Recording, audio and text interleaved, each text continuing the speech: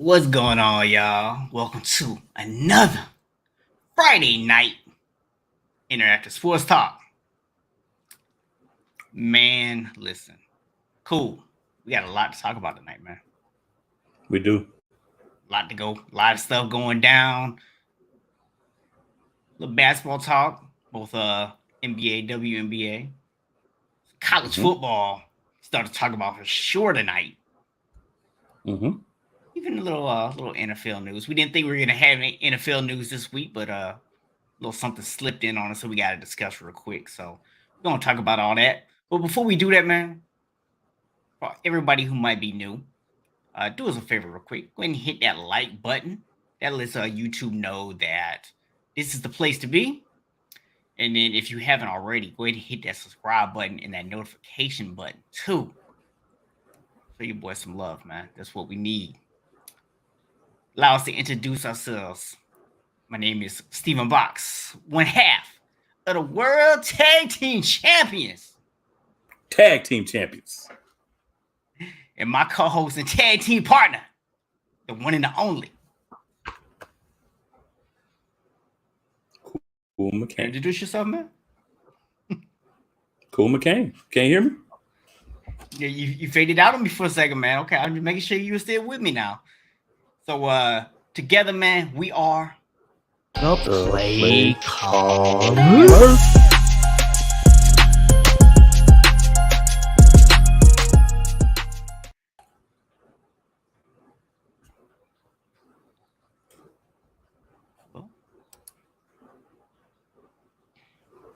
Had a technical glitch there for a second, man. We just disappeared, and I don't know what happened, man. So gotta love live television, right? It is what it is. So yes, sir.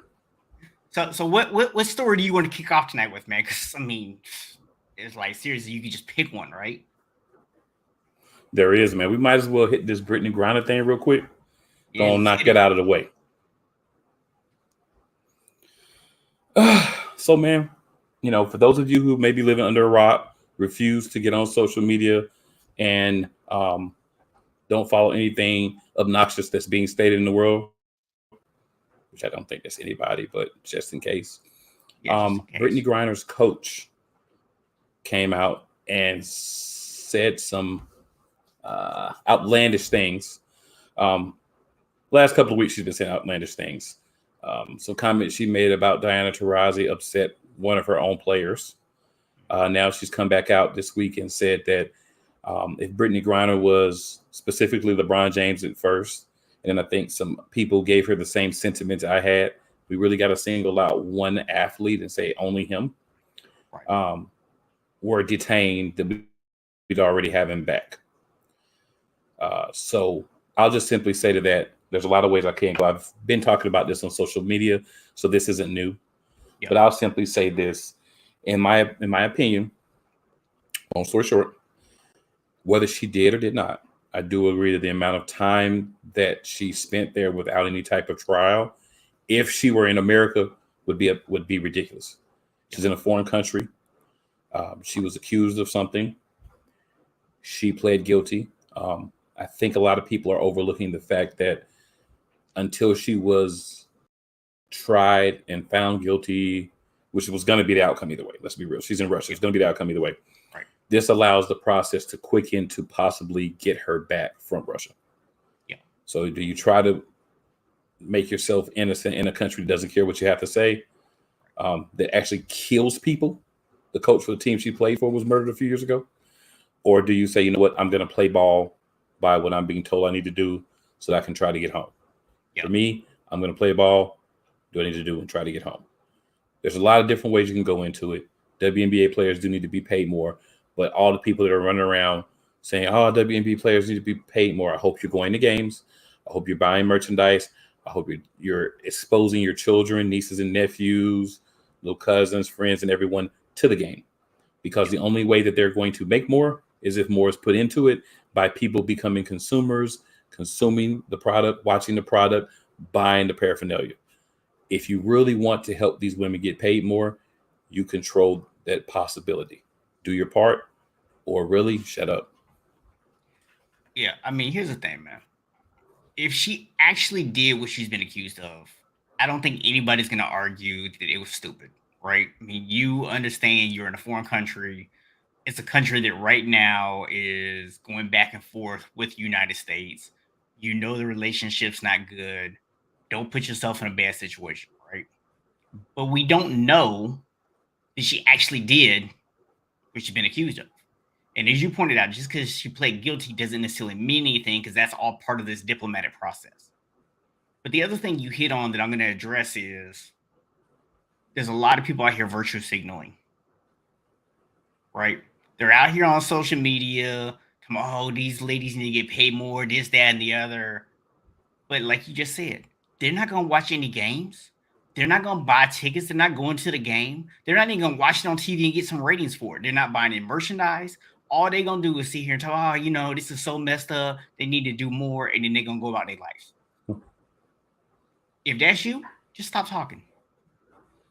If you really legitimately want to be a part of change, if you really want to do something, my co-host just told you exactly what to go do. You don't have to do anything. Nobody's asked you to go stand in the street and protest and buy a jersey. Watch a game. That's all you have to do. That's how you get them paid more. More ratings, more merchandise equals more money. The math's not hard to figure out.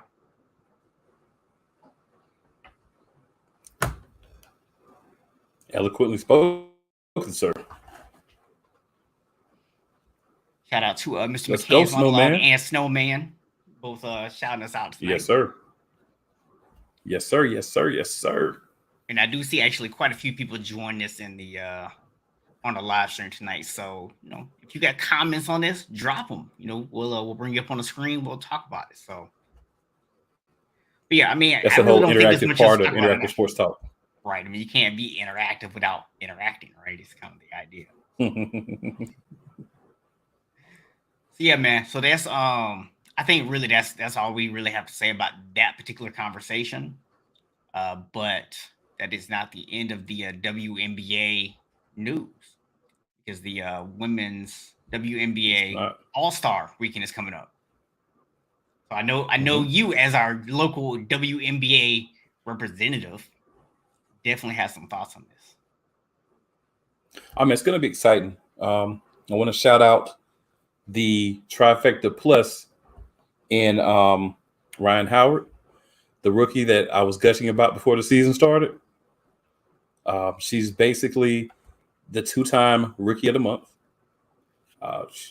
Only rookie on the All-Star team that was, voted in and is playing. She is going to be the skills competition and the three-point competition as well. So the people that are making decisions are seeing her. So shout out to her, but not just her. There's a lot of great players that are going to be represented, a lot of really good teams that are going to be represented. As always, with any All-Star game in any format, there are going to be people that are left out. So rather than take your time to Diana Taurasi should have been there, this person should have been there, this person should have been there, let's celebrate. There's a lot of young players that are making the team this year for first, maybe second time. There's a whole weekend. There's some other skills that are going to be happening. So it's a chance for people who don't necessarily watch the WNBA, watch the All-Star game, watch the skills challenge, watch the three-point competition. Let's see what you got. I heard the other day people saying like, oh, I went to New York Liberty games and, they were trash. Well, I mean, the New York Liberty is not the most exciting team to watch. So if you're going to go watch one WNBA team play and then decide that you're not going to support the whole league, that's like living in Detroit and going to watch the Pistons play and then saying, I'm not going to watch the NBA. So make a long story short, which is what I'm about tonight, because we got a lot to cover. So we don't have time to dawdle too much. I'm using the old school word dawdle on every topic, but watch, enjoy. You're going to see a lot of the great young players in the WNBA mixed in with a lot of the veterans and people that you want to see. And you're going to see emerging stars. You're going to see made stars, and you're going to see some of the stars kind of in the twilight of their career with players like Sue Bird.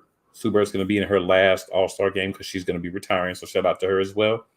And Sylvia Fowles, there's got to be a lot of people. So just watch. You're going to enjoy what you see. And I think this could be a jumping board for some people to get on board and say, okay, maybe I will give a couple of WNBA games a try.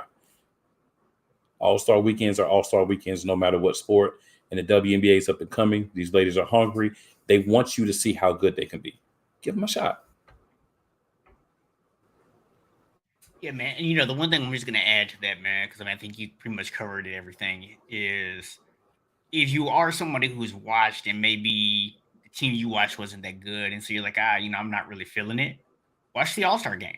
Because with the All-Star game, you're gonna see the best of the best. And so you're really gonna get a feel for, can you enjoy watching WNBA basketball? Because if you can't enjoy watching the best of the best, then you know what? I wouldn't even say anything to you about saying you can't enjoy it. But I don't think that's going to happen. I think if you tune in, you'll be like, oh, wow, they're actually pretty good. I underestimated them. That's what I think will happen personally, just throwing it out there. Most definitely. Well, you said, man, we got a lot to talk about tonight, man. Take us to the next topic, bro. So I'm going to let you take us to some topics after this, but I do have one more I want to jump on. I was trying to let you be the MC for tonight, man. Oh, nah, man. I'm just getting my voice back. What do you mean? James Harden took a $15 million discount to come back and play for the Philadelphia 76ers. Oh. So I'm going to, let me go this way. All the times that James Harden has not done anything to help teams, took him max salary, shrink, didn't show up, I've been on him. Not going to deny it. I've been on it. But also, I have to respect the fact that the man said, go out, let's get pieces. You overpaid PJ Tucker, but hey, that's the team, not me. Yeah. But he's saying, I'm going to take this $15 million hit. I'm going to take less money to come back and play so that you can put a better product on the court for next year, so that we can have an opportunity. He's also claimed that he's going to be back to the scoring and attacking James Harden that we knew before this year. That he's taken some time off and, actually played, but not really played. So we've already covered that topic, but I'm going to say kudos to James Harden for being the first guy to say, I'll take $15 million less so that we can go out and put a team around us, so that we can go out and do some things, grab some people and be better. He gets a lot of grief on this show, especially from me. So when he does something in the opposite direction, I'm going to be the main person to be like, kudos to you for that, because that's what you're supposed to do. Yeah, I'm going to take a slightly different take than you here. So I'm going to acknowledge what James Harden did, right? I'm going to acknowledge the fact that he took the example that a lot of championship players take, where they take a little bit less money to make sure that the team gets put around them, right? Not everybody does that, but a lot of people do. And I'm going to respect that, but I'm also going to point out that you also just got through telling me how you've basically taken 2 years off. You should be taking less money. You owe somebody some money. Somebody's. Right. So I'm going to give you a little bit of credit for doing it, but I'm going to be like, really, you should have been doing this anyway, bro, because, you really owe people some money. But, I do give them a little bit of credit because most people still not going to do it, even if they should.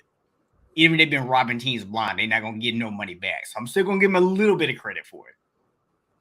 Now, the question becomes, okay, this is cool. You took a little less money. You did what you said you were going to do.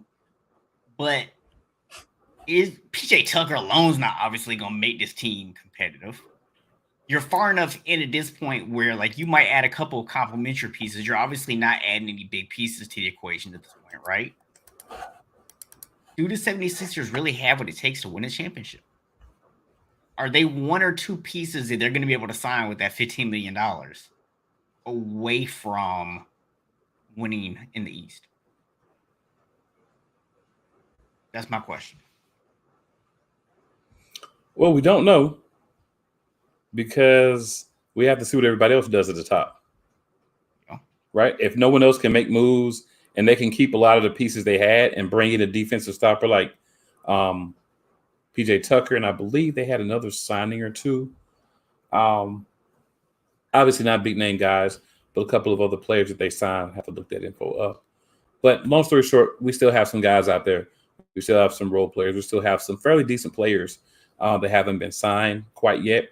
So depending on where they go, depending on what trades are made, it'll tell us if this is enough to maybe catapult them a little bit higher, or if they're going to end up stuck where they're at.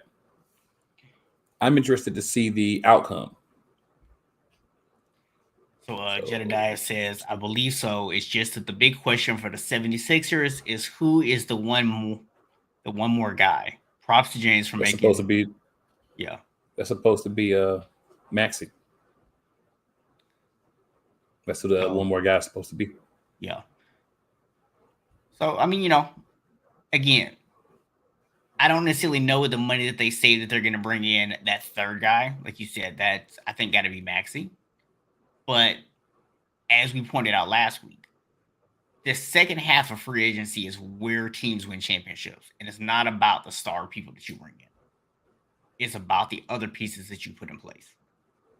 Mm-hmm. So that's going to be the question, is how are they going to use that money? Because right now, what I'm seeing with you, I don't put you above Milwaukee. I don't put you above Boston. I don't even put you above Miami. So you're already at least fourth best in the East, in my mind. So it did take Miami's defensive stopper.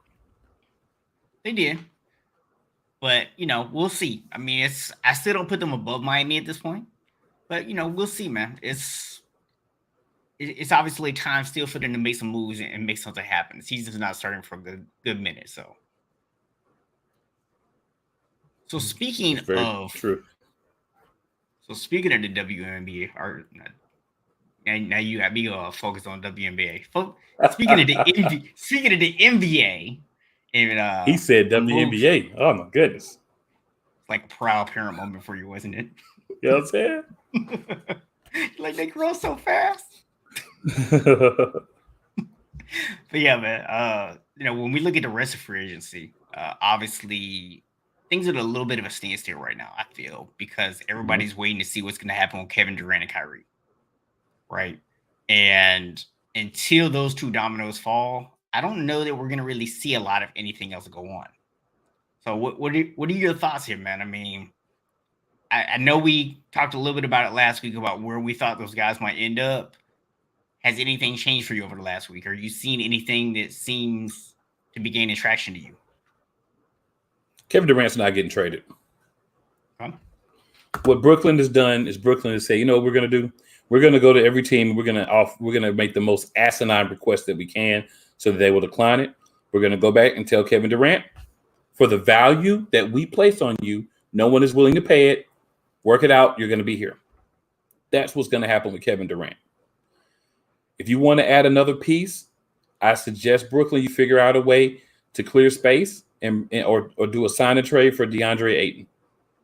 That's the only real piece you're going to be able to add. I think that could end up being, I don't want to say, because I don't think he's that, but that could end up being like the second tier guy. Because I don't think DeAndre Ayton warrants the contract he wants. Yeah. You know what? We got to go back. We're talking about Kevin Durant. That's cool. They can bring in pieces. But I have to mention the Minnesota Timberwolves are paying almost $500 million. Yeah. To Rudy Gobert and Karl Anthony Towns. Mm-hmm. I don't know what on God's green earth Utah has on Minnesota. But boy, when that comes out, that's going to be entertaining. Because you can't tell me, you will not be able to tell me that trade happens the way that it was without some dirt on Utah being gained in Minnesota. Period. Some dirt on Minnesota from Utah. Because why would you make that trade?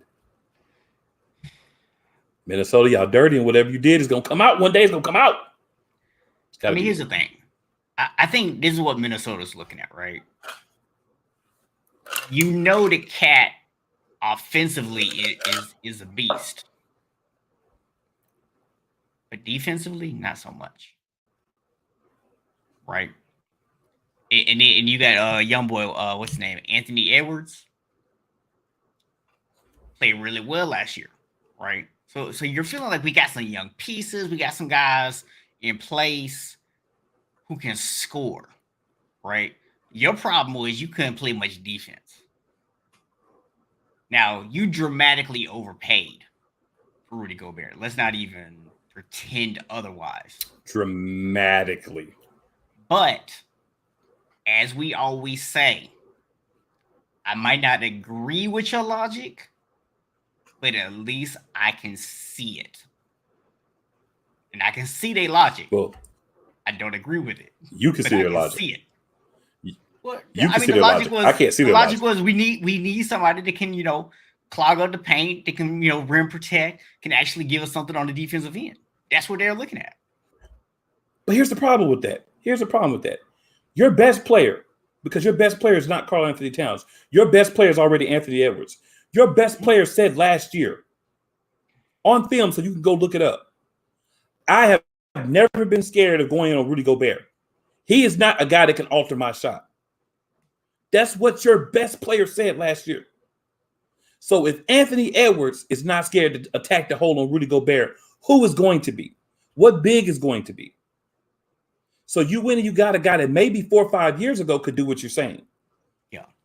But this is not the Rudy Gobert from 4 or 5 years ago. This is the Rudy Gobert that is sensitive, demanded a trade for him or Donovan Mitchell. You see which one Utah got rid of.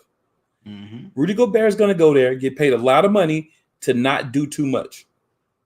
And it's going to hurt the future of Minnesota because at some point you got to pay your best player. And that's Anthony Edwards. Yep. So instead of going and getting a complimentary piece, like, honestly, I would have rather went and got, and I said this last week, DeAndre Ayton in free agency and gave up nothing. Mm-hmm. You gave up a lot of pieces as well to bring in a guy that's more near the end of his career, being this big athletic defensive stopper that we want to claim that he is, than the middle or beginning of that career. All I'm saying is you went and paid for a guy that you should have paid for 2-3 years ago. And if you're going to get him, you don't really need Karl Anthony Towns. You don't need two bigs because how much are you going to be able to play them together? This is a league where people play 4 guards and 1 big. Karl Anthony Towns can't guard a wing player. Yeah. And we know Rudy Gobert can't as many times as he got dealt with over the past 2 years in the playoffs trying to guard a wing player. Yeah. So you win and you made yourself a twin tower type lineup in a league where that's not even effective anymore. So I can't see their logic. I don't know why you make that move. So to me, I know we started talking about Kevin Durant, but to me, unless Minnesota figures out some way to get one of those guys to be able to play against wings, you're going to be in a lot of trouble. And you don't have a lot of financial flexibility to do much else. So good luck. And maybe Kevin Durant will come to Minnesota. You got enough people to give away, right? Hey, like I just said, bro, I see their logic. I just don't agree with it because everything you just said was spot on. That's why I don't agree with it. I don't even see it, but I see what they were thinking. It's very flawed thinking, but I can at least see where they were coming from with it. So yeah, it's probably not gonna work out for them. Yeah, so back to Kevin Durant, man. You think that yeah, I don't think they're gonna. You think the Nets are actually gonna go ahead and buck up on him? Yeah, which would be very rare this day and age of the NBA. But so refreshing, right? And look at what they're saying. I saw a report today that they wanted LeBron James, Anthony Davis, and like 3 or 4 first-round picks. You know, I saw a report a couple of days ago on what they wanted for some other teams. And these reports are coming from credible sources. Yeah. You know, and they're all ridiculous. So what I'm seeing here is unless somebody actually says, I'm going to acquiesce and give you almost the core of my team to get a 34-year-old star that's, again, closer to his downcline than his incline, and mortgage my future, he's going to be there. I think you made your bed when you got there. You made your bed when you re-signed Mr. Durant. Sometimes the organization says, you know what? Don't play then. We're not gonna be. We haven't been good with you. If you decide you don't want to play or whatever, then hey, or you don't want to give it out on the court, we'll just get better draft picks. Yeah. And if I'm Brooklyn at this point, I'm saying, you know what? No, we're not going to trade Kyrie Irving. No, we're not going to trade Kevin Durant. You want to play together? Play together. Have fun. I still think there's a possibility they could end up trading Kyrie either way. Because, Kyrie's a bit of a head case. So they might But that's the problem. That's the problem. Who's going to give you something for Kyrie? The only team I know of is LA, and that's why you keep hearing the same rumor over and over again that there's going to be a trade with Westbrook and Kyrie. And Taylor Horton Tucker and then some first round picks. I'm sorry. If I'm the LA Lakers, what they're asking for Kevin Durant, I'm not giving. For Kyrie Irving, I'm not giving that either. Because if you say Irving for Westbrook and maybe throw in Taylor Horton Tucker, okay. But I'm not giving you Russell Westbrook, first round picks, Taylor Horton Tucker, and Austin Reeves. That's what I saw was a reported possibility. I'm not giving you all that for Kyrie Irving when he's a headache. The one thing about Russ is he hasn't performed well last year on the court. Mm-hmm. He wasn't a problem in the locker room. Yeah. The new coach likes him. He doesn't believe the world's flat. He got his COVID vaccination. He hasn't started any trouble being part of the team besides his turnovers and some of his poor shot selection. Yeah. But as far as locker room guy, as far as being a teammate, you haven't heard negative things about him. So why do you want to trade that and get away from that and go to something that's going to be worse? You brought in some different pieces. Run it back and see what happens. Yeah, look, here's the thing, man. I told you, we talked about this a couple times on the show, way back, like before Christmas, that the Lakers weren't going to make the playoffs. That this roster they put together was not going to work. Now, the roster last year and the roster this year are already a little bit different, right? Because what you did this year is you brought in some young guys. And yes, I know those guys aren't going to necessarily come in and make a huge difference offensively. The good news is they don't need to. You already have two of the best scorers in NBA history on the floor. And Anthony Davis, when he actually wants to play like a big man, is up there in that category as well.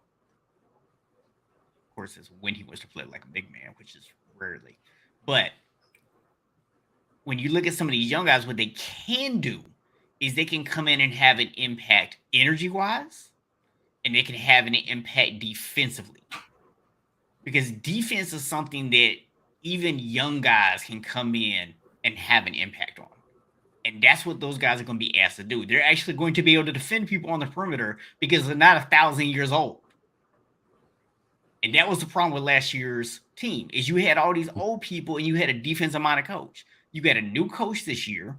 You actually got some young guys who can give you some depth and some help defensively. So at the end of the day, man, if I'm the Lakers, I'm willing to see, can Ham get the most out of this big three and make it work? And if not, then guess what? Russell's contract's over at the end of the year anyways. And you move on.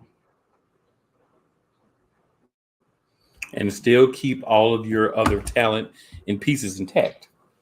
Yep. But LeBron's gonna be good this year, man. He got Pippen, he got Bryant, and he got O'Neal. He good. Yeah, he got him a squad, man. If this was, if this was, 10, 15 years ago and all those guys were, their fathers. And Bryant was actually related to Kobe in any way. Yeah, I saw that meme too, though, man. I thought it was actually pretty hilarious, even as a Lakers fan.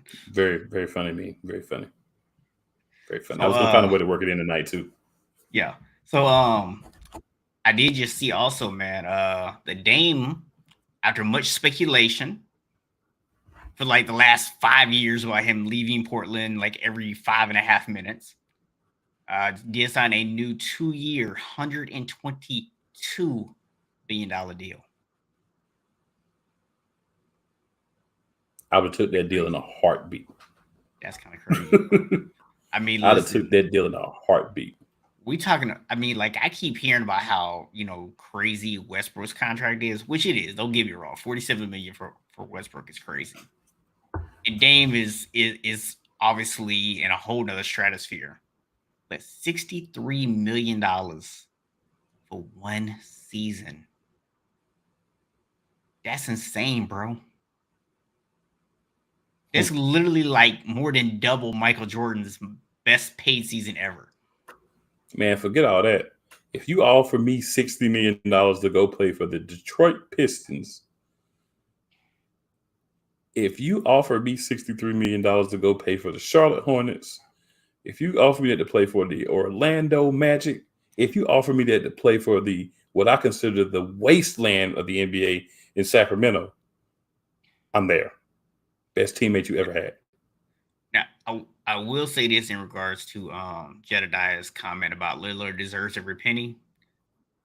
For the fact that he just stuck with Portland, despite the fact that they just refused to put enough talent around him to actually legitimately compete, yeah, he does.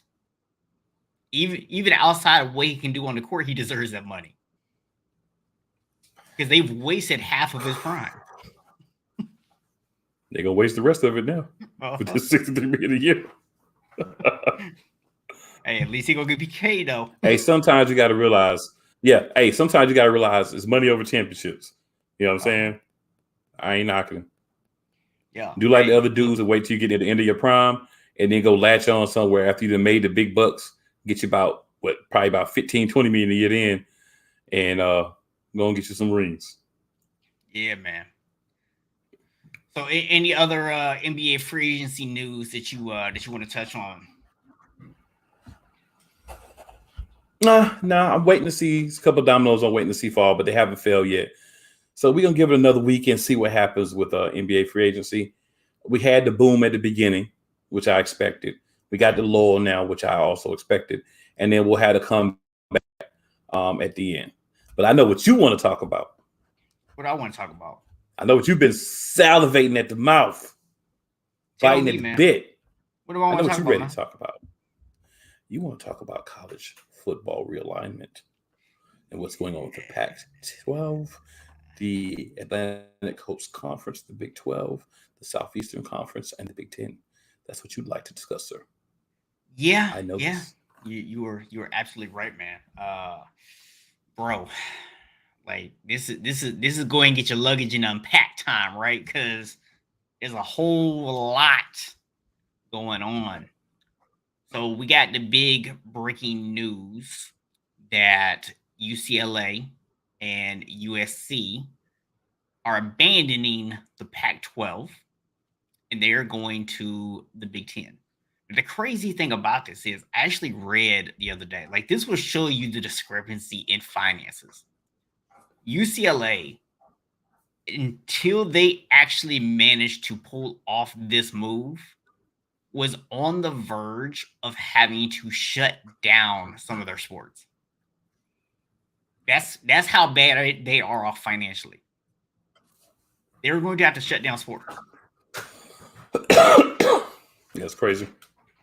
So you've got the Big Ten and the SEC both about to sign these new contracts. They're talking about like $billions on these contracts. So billions of dollars. Had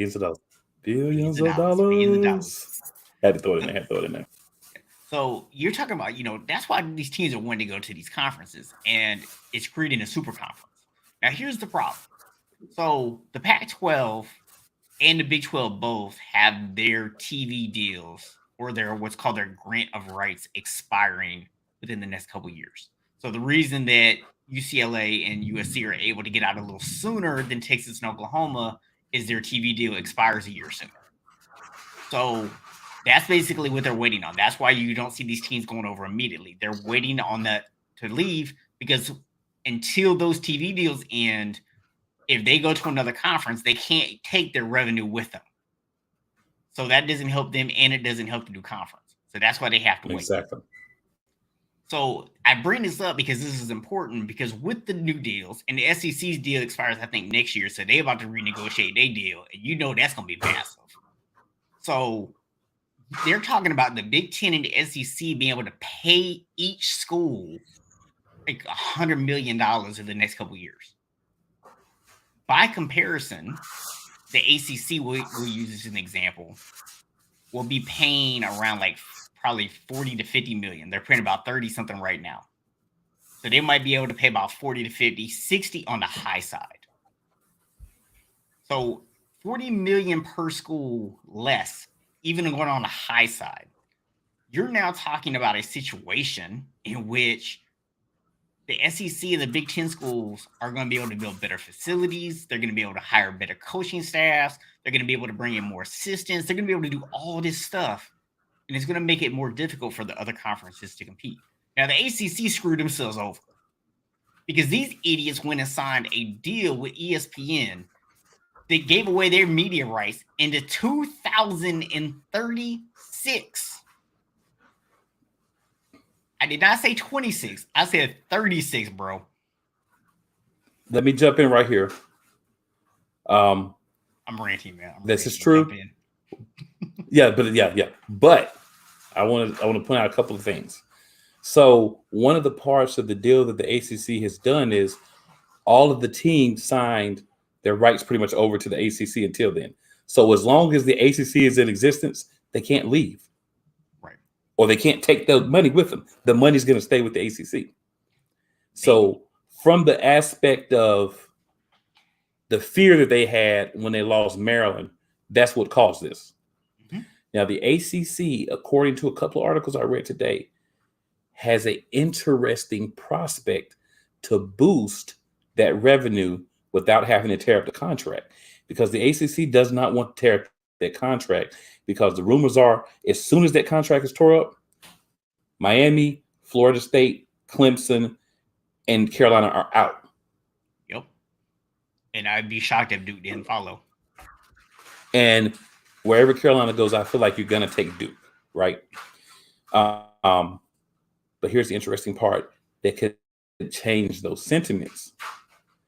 The ACC, the Pac-12, and the Big Ten entered into a loose partnership before the Big Ten basically stabbed the Pac-12 in the back and, ejected themselves from the partnership.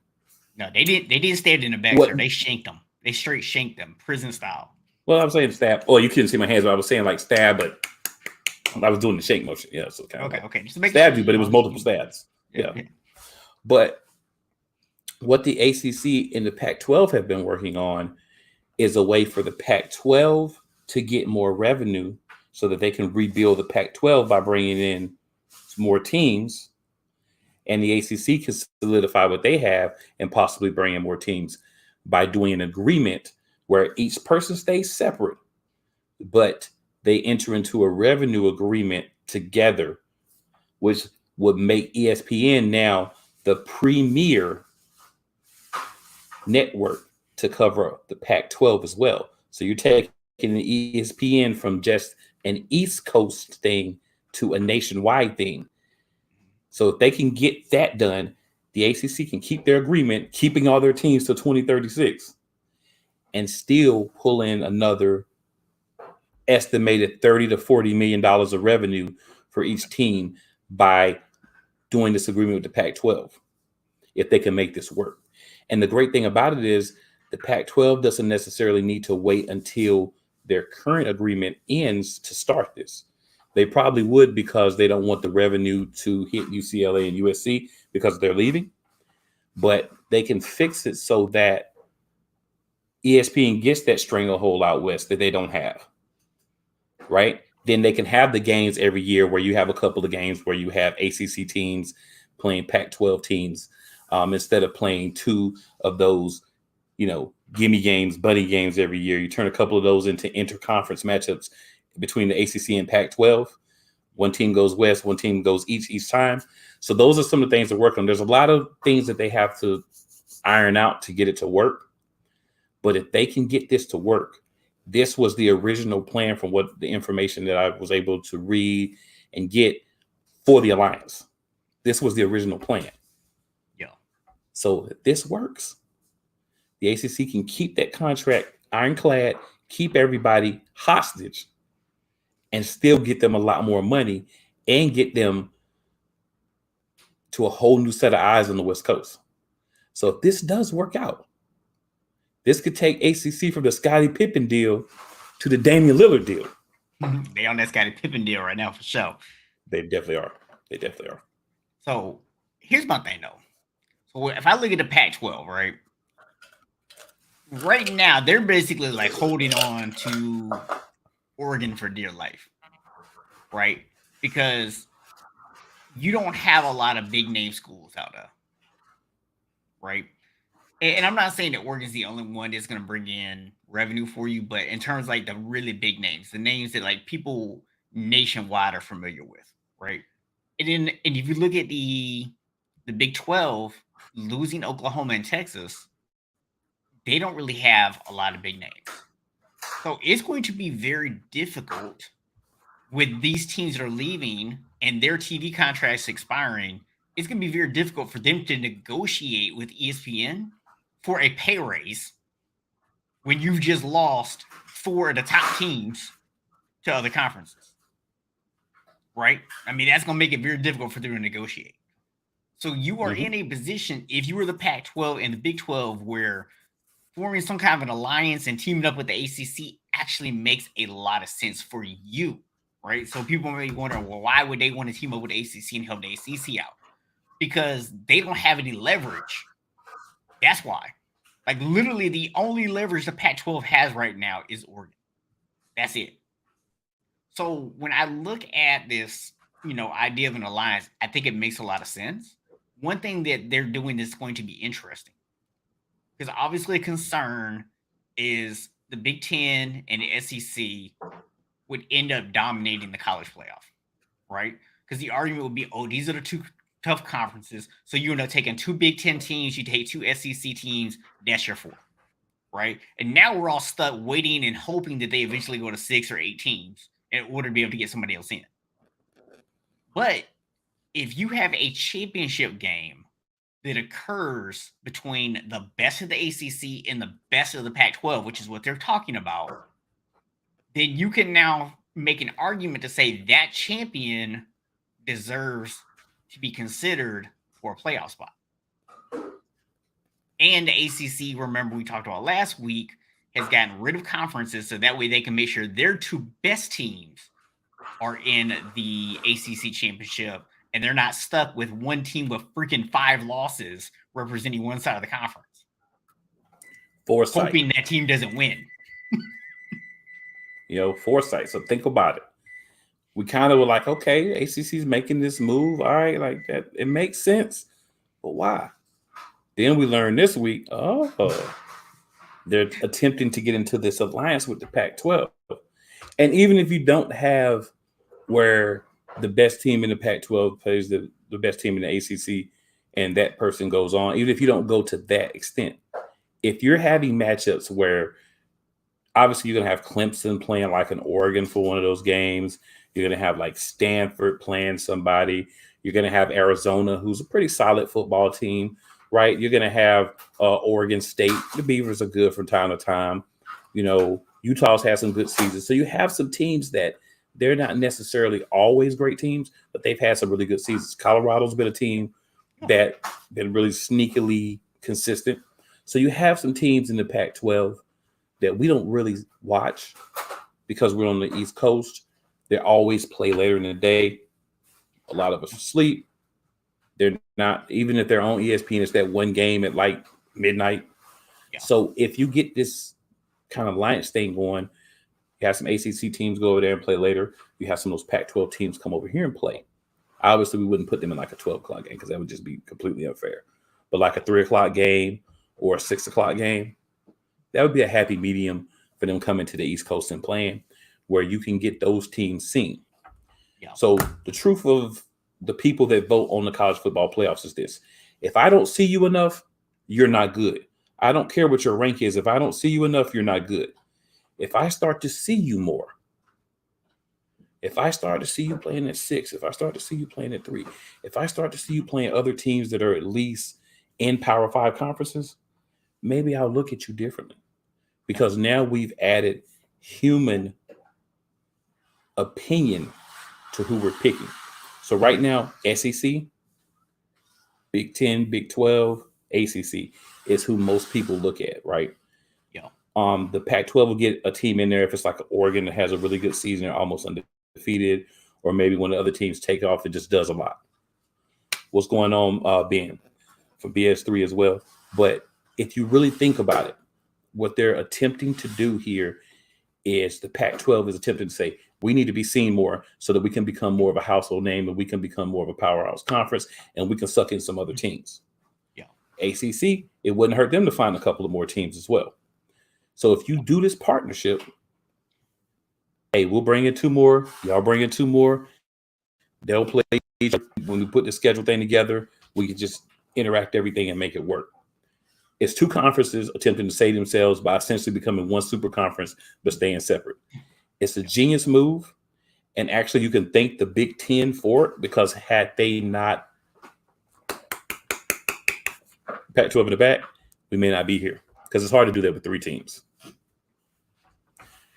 And I don't have a problem with the realignment itself.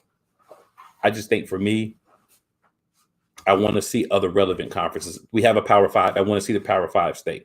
So in order to do that, the other conferences, the Big 12, the ACC, and the Pac-12 have to find a way to pull in other teams that may be on that cusp of being Power 5 teams.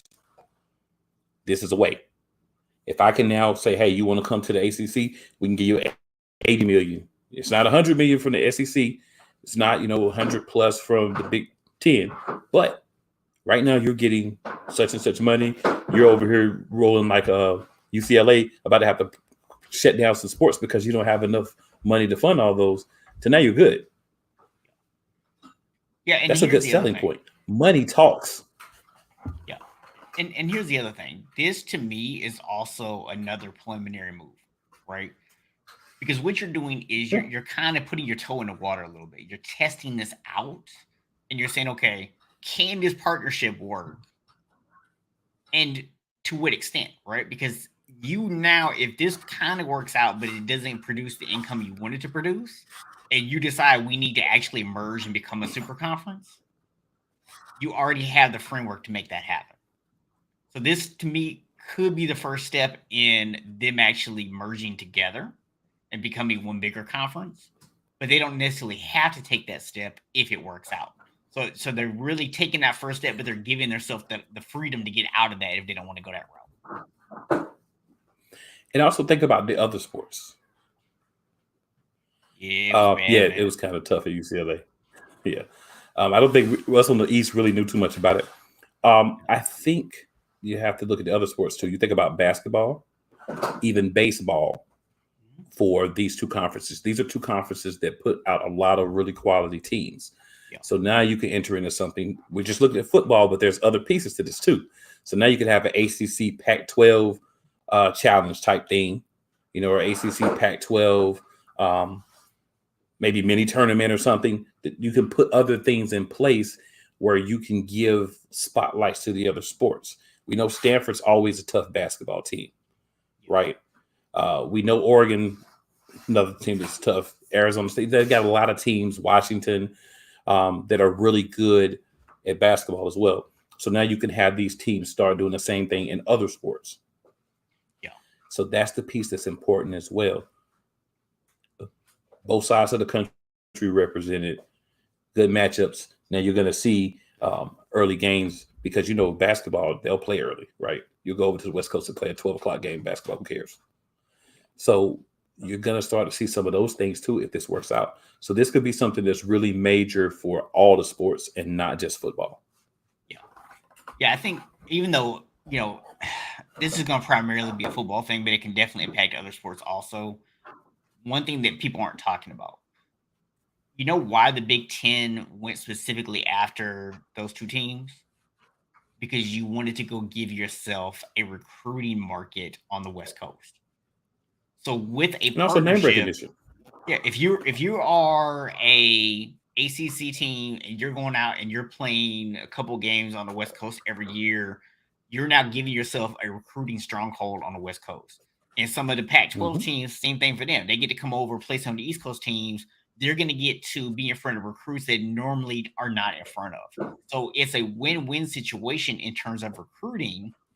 And quite frankly, if you're the ACC, the Pac-12, and the Big 12, you're okay with introducing a little extra competition into your area that way because you're muddying up the waters for the Big 10 and the SEC. And that's really where the benefit comes. You're making the competition for those top recruits a little bit higher. So, it's a way for them to stay competitive and be able to continue to recruit at a high level. Whereas the way things are going now, man, it was going to be difficult. So it's going to be curious to see. I think one big domino that we have to figure out where it's going to end up falling is Notre Dame, right? Are they going to continue to be hard-headed and stay independent? And in my opinion, until the college football committee comes out and says you have to be a part of a conference to play in the playoffs, Notre Dame is going to stay independent in football. So see, I don't think they're going to do that. But what I think we're seeing they're kind of saying that without saying it, right? Like Notre Dame is ranked high, but the last year that they actually got in, if I'm correct, if I remember correctly, was the year where they played with the ACC in the COVID year. Because what they're doing is they're not necessarily weighing it differently, but they are. Like they're kind of towing that line. Like we're not going to say if you're not in the conference, you can't get in. But we are going to say if you're in a conference, you have a little bit more of an insight because you can win a conference tournament. You have to be in a conference to win a conference championship. So that's kind of where that thing's coming in. I feel you, but here's the thing.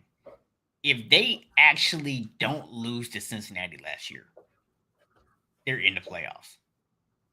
But they lost. But I'm just saying, if they win that game, because remember, there was people talking about them still getting in over Cincinnati, even though Cincinnati if they were in the ACC last year, even if they lose that game and they win the ACC championship, they're still going to be in. So, I mean, that's the thing. I just don't think unless they get forced into a corner, I don't see them giving up their independence. But if the ACC could actually manage to convince them to join in all sports, that would be absolutely huge. I will say this for the ACC. Yeah, because that's the only sport they don't have. The ACC doesn't have. It's only football. They have everything else. Yeah, I will say this for the ACC. Be smart about this. I know you want to try to get paid. I know you want to try to make all these moves. Wait until the Big Ten and the SEC both negotiate their new contracts.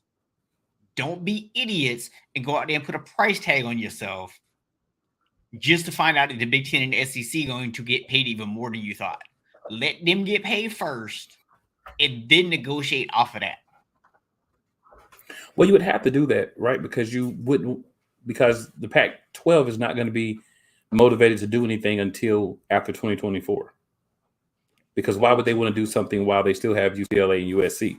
You can get things in place, frameworks and everything, but it would behoove them to wait until those two teams have left, and gone on to their more lucrative deals before you really start anything.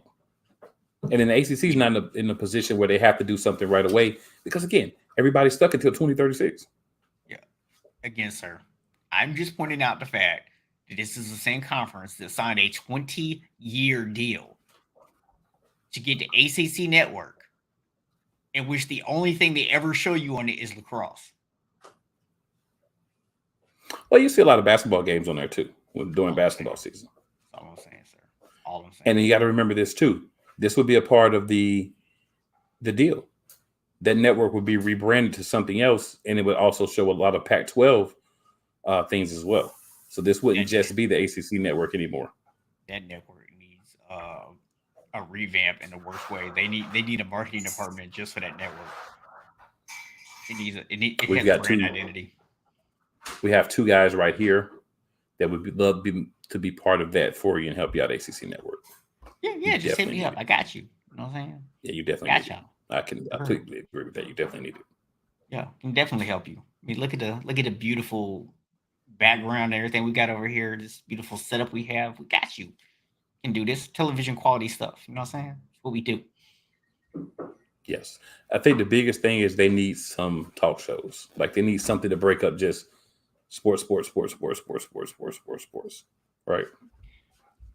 They need a lot more football stuff, man. They don't talk enough football on ACC Network, and football is your biggest driver. That's what people tune in for. I mean, we even see with our show, man, where we talked about the other day. You know, we get pretty decent, audience during basketball season, but football season, man, it blows up around here because everybody loves talking football. So, it's a little hint for y'all to make sure y'all tune in football season too. Just FYI. Hey, an ACC Network, we can do that for you too.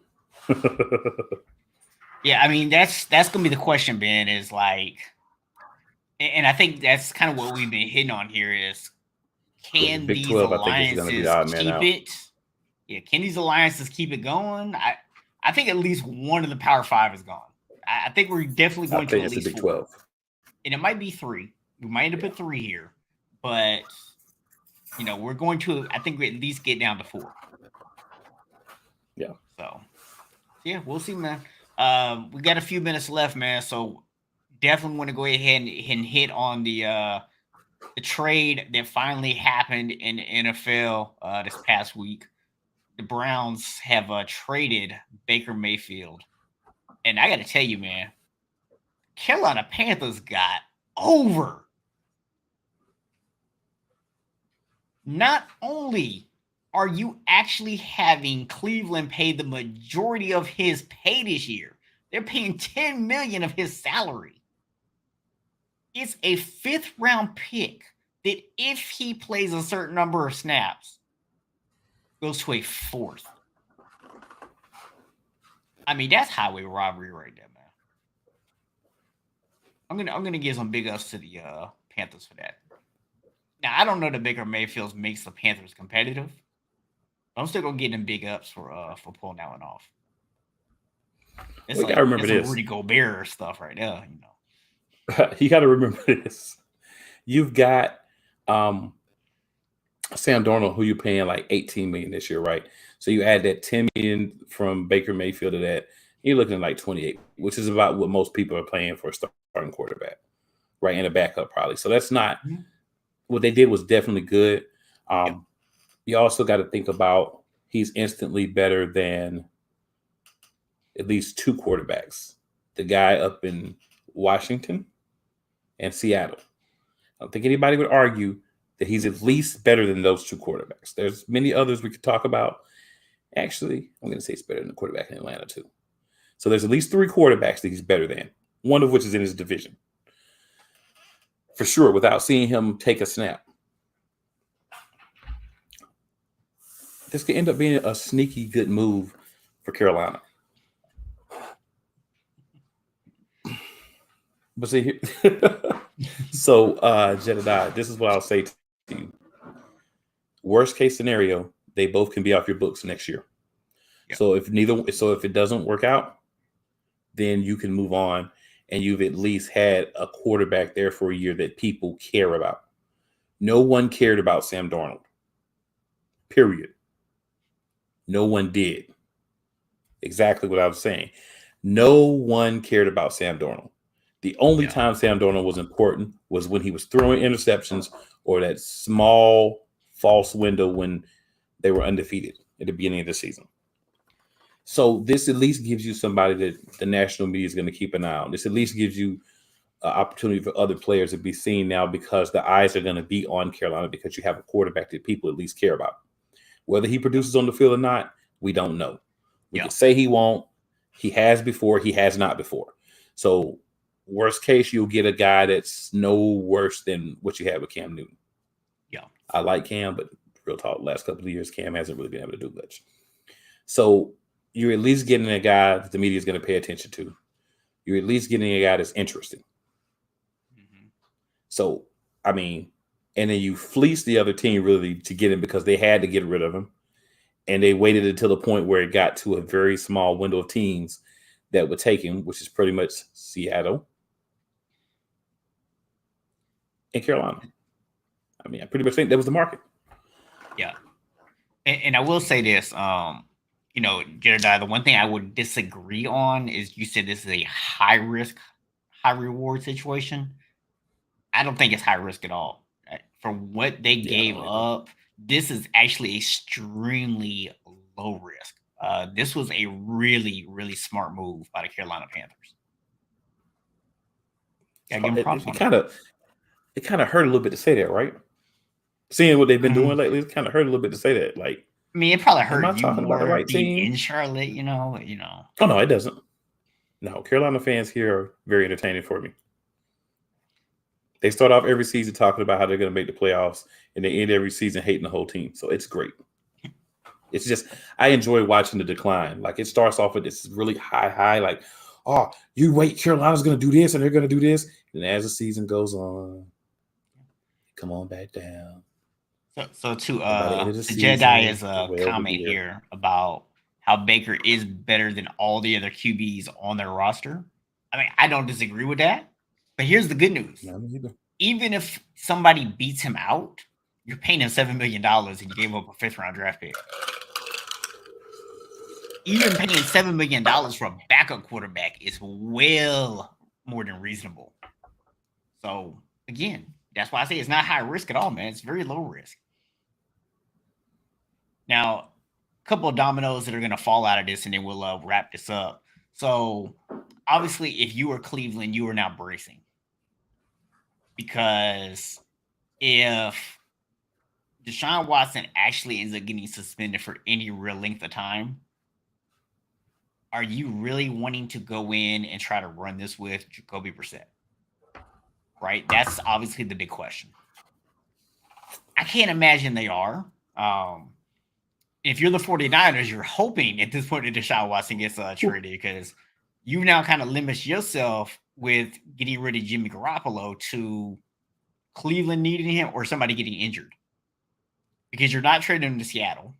And you can't release him because if you release him, then Seattle's going to go jump on him for free. So if you're the 49ers, you're now in a position you have to keep Jimmy Garoppolo this season unless Cleveland ends up needing him. I think Seattle is a team that was honestly never in the Baker Mayfield conversation because I think they've already made the decision that they're just going to roll with what they had this year and they're going to draft a quarterback next year. I think they've already settled that that's going to be their route. Now, they'll tell you that they're confident with Drew Lock, but I don't think anybody's actually buying that. Nobody's going to buy that. Yeah. Come on, man. Yeah. So real quick, update on the Deshaun Watson situation. I want to just throw out, since we're talking about the team real quick. So now the NFL has went to his representation and proposed an indefinite suspension, but he can be he can apply for reinstatement after 12 games. Mm-hmm. This is down from the year that they've plastered all over the media saying that's the only way that they want things to play out. But this tells me, reading between the lines, sprinkling the tea leaves on the ground and reading them, is that they don't think he's going to get a year. They don't think he's going to get 12 games. Because if they thought he was going to get 12 games, they would not reach out to his representation and try to push that. See, the NFL wants that ability to suspend him indefinitely and then give him a time frame that he can be reinstated. The NFL Players Union shot that down with the quickness. Mm-hmm. Remember we talked about last week, even though the NFL Players Union is not openly putting out a lot of information, openly saying a lot, they've done a lot behind the scenes working with his representation to ensure that he's treated fairly throughout this process. Yeah. I think the NFL is panicking. They know that their case is not strong enough to get what they want. Now, I'm not a naive person that believes there's not going to be a suspension for Deshaun Watson. But remember, I said the whole time, I thought somewhere between 4 and 6 games was what he was going to get. And that because conduct not becoming of an NFL player. So he's done some things, whether they were consensual or not, because you can't prove either way. But he's done some things that puts a black eye on the league, and there's going to be a suspension for it. But remember, we've had all these over-sensationalized people. Every time one little bit of information leaks about Deshaun Watson, oh my God, he's going to get suspended forever. He's never going to be able to play again. Or, oh, he's not going to get suspended. Or, well, he's only going to get this much. Then somebody says one more thing, one more person comes out. Oh, he's gone forever. Just calm down. Let's watch how this process rolls. I guarantee you it's going to be around about 4 to 6 games when this is all said and done, because there's no proof of the acts in the ways that they're being portrayed, but there is proof that something happened. So there will be some action taken against him for that. But a lot of people have made a lot of views happen on their shows with over sensationalized, unrealistic takes on Deshaun Watson. So when the truth comes out, I'll be smiling at you. Yeah, I will just add this. One very interesting thing that has come out is the NFL in their investigation apparently only talked to 5 of these women. So, not sure why they only talked to 5, but I just find that very interesting that out of 20-some people, you only chose to speak with 5. And one of those 5, you've got now apparently a recording of her son telling someone about how at first his mom was very complimentary about Deshaun Watson, and then when the lawsuit started coming out and some money started looking like it might be on the table, he changed her tune and basically kind of promised him a little bit of a cut if he kept his mouth shut. So that's not a good look if you're the NFL, that you only interview 5 people and one of them is already being discredited in this way. So that could definitely play a part in a suspension that might not be as long as they want. And the thing is, I don't know that if they feel like he might get a certain number of games or not, but they are definitely panicking and they're worried that the arbitrator may not rule in their favor. And they're trying to get what they want before the arbitrator makes a decision. And the NFL Players Union is doing what they should be doing, advising the client not to do it. So we'll see. Time will tell, my friend. Time will tell. This is going to be fun. Look, if only there was a show out there that told people not to jump to conclusions and wait for all the facts to come out. That would be a great show. I would put it on Friday nights from 7 to 8 p.m. Eastern Standard Time. That's what I would do. I would call it the play callers. That's what I'd do. I mean, yeah, I like that idea, man. I like that. Somebody should do that. Possibly. All right, man. Any final thoughts you want to pass out before we say goodnight? For once, I'm just going to say, appreciate everybody watching. Make sure you subscribe. Make sure you hit that like button. And I'm going to add a little something. Tell a friend to tell a friend. Come holler at us next week. That's all there is to it. Holla.